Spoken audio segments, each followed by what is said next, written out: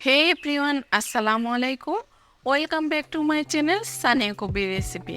আজকে আমি আপনাদের 1 কাপ গরুর দুধ দিয়ে মিষ্টির দোকানের মতো পারফেক্ট সন্দেশ তৈরি করে দেখাবো। এই সন্দেশটা খেতে যেমন মজার হয় তেমনই কিন্তু তৈরি করা অনেক বেশি সহজ আর সময় লাগে খুবই কম। বাসায় যদি এই রেসিপিটা ফলো করে সন্দেশটা তৈরি করেন, কেউ খেয়ে কিন্তু বুঝতেই পারবে না যে এটা আপনি মিষ্টির দোকান থেকে কিনে আনেননি, বাসায় তৈরি করেছেন। সব থেকে সহজ পদ্ধতিতে আজকে এই সন্দেশ তৈরি করে দেখাবো। ভিডিওটা শেষ পর্যন্ত দেখবেন, আশা করি সবার কাছে ভালো লাগবে। সন্দেশ তৈরি করার জন্য চুলায় একটি প্যান বসিয়ে দিয়ে 1/2 কাপ পরিমাণ দিয়েছি লিকুইড মিল্ক। এখন এর মধ্যে দিয়ে দিচ্ছি 1/3 কাপ পরিমাণ চিনি। দিয়ে দুধের সাথে চিনিটা একটু নেড়ে দেওয়ার পর এর মধ্যে দিয়ে দিচ্ছি আস্ত এলাচ 2টা। এলাচের মাথাটা একটু ফাটিয়ে দিয়েছি, এতে ফ্লেভারটা খুব ভালোভাবে বের হয়ে আসবে। এখন আমি এর মধ্যে দিয়ে দিচ্ছি 1 কাপ গুঁড়ো দুধ। এখন আমি লিকুইড দুধের সাথে এই গুঁড়ো দুধটা নেড়ে চেড়ে খুব ভালোভাবে মিক্সড করে নিচ্ছি। চিনির পরিমাণটা স্বাদ অনুযায়ী এখানে আপনারা বাড়িয়ে বা কমিয়েও নিতে পারেন। আর লিকুইড মিল্কটা কিন্তু আমি আগের থেকে জাল করে নিয়েছিলাম।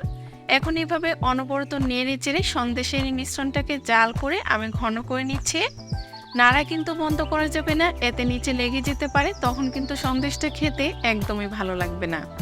এই পর্যায়ে নাড়তে নাড়তে যখন এই সন্দেশের মিশ্রণটা অনেকটা ঘন হয়ে আসবে, তখন আমি এর মধ্যে দিয়ে দিচ্ছি 1 টেবিল চামচ পরিমাণ ঘি। তবে ঘিয়ের পরিবর্তে আপনারা চাইলে এখানে বাটারও ইউজ করতে পারেন, তবে তেল কিন্তু দেওয়া যাবে না। ঘিটা দেওয়া হয়ে গিয়েছে। এখন নেড়ে চেড়ে সন্দেশের মিশ্রণের সাথে খুব ভালোভাবে মিক্স করে নিচ্ছি। আর এটাকে অনবরত এইভাবে নেড়ে জাল করে আমি সন্দেশের সফট একটা ডো তৈরি করে নিচ্ছি। প্রায় 7 থেকে 8 মিনিট এভাবে নেড়ে চেড়ে জাল করতে করতে এই মিশ্রণটা কিন্তু অনেকটাই ঘন হয়ে এসেছে।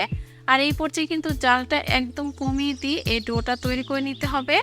আর এরকম নাড়তে নাড়তে যখন সন্দেশের মিশ্রণটা এরকম ঘন আর আঠালো হয়ে আসবে, এই পর্যায়ে আমি আরও কিছুটা নেড়ে এটাকে টাইট করে নিচ্ছি। যখনই নাড়তে নাড়তে প্যানের গা থেকে এই সন্দেশের ডোটা ছেড়ে দিবে, তখনই বুঝতে হবে সন্দেশ তৈরি করার জন্য এই ডোটা কিন্তু একদম রেডি হয়ে গিয়েছে। এই পর্যায়ে এই ডোটা চুলা থেকে নামিয়ে নিচ্ছি। আর গরম অবস্থায় কিন্তু আমি সন্দেশটা তৈরি করে নিচ্ছি, কারণ ঠান্ডা হয়ে গেলে কিন্তু সন্দেশের শেপটা দেওয়া যাবে না। সন্দেশের ডো থেকে অল্প একটু মিশ্রণ হাতের মধ্যে নিয়ে গোল করে একটু চ্যাপটা করে নিয়ে আঙ্গুল দিয়ে এভাবে চাপ দিয়ে নিচ্ছি। চাইলে আপনারা এইভাবে প্যারা মিষ্টির মতো করেও কিন্তু এই সন্দেশগুলো তৈরি করে নিতে পারেন। আবার এরকম সাজ দিয়েও সুন্দর একটা ডিজাইন করে নিতে পারেন। আমি এরকম একটা সাজের মধ্যে একটু ঘি লাগিয়ে নিয়ে সন্দেশের অল্প একটু মিশ্রণ নিয়ে দুই পাশ থেকে 2টা সাজ দিয়ে একটু চাপ দিয়ে নিয়েছি। এই তো সুন্দর একটা ডিজাইন বানানো হয়ে গিয়েছে। এই একইভাবে কিন্তু এখন বাকি সন্দেশগুলো আমি বানিয়ে নিব। আর এই সাজগুলো কিন্তু যে কোনো কুকারিজের দোকানে কিনতে পাওয়া যায়। আরও একটা সন্দেশ বানিয়ে নিচ্ছি। এটা দেখতে যেমন সুন্দর লাগছে, খেতেও কিন্তু খুবই মজার হয়েছিল। বাসায় এইভাবে এই সন্দেশটা তৈরি করতে পারেন, ছোট থেকে বড় সবাই খেয়ে কিন্তু অনেক বেশি পছন্দ করবে। কেমন লাগলো আজকের এই সন্দেশ বানানোর রেসিপি অবশ্যই কমেন্টস করে জানাবেন। ভালো লাগলে একটা লাইক দিয়ে ফ্রেন্ডস এবং ফ্যামিলির সাথে শেয়ার করবেন। এরকম আরো রেসিপি পেতে চ্যানেলটা সাবস্ক্রাইব করে রাখবেন। তাহলে কথা না বাড়িয়ে আজকে এখানেই বিদায় নিচ্ছি। সবাই অনেক অনেক ভালো থাকবেন। আল্লাহ হাফেজ।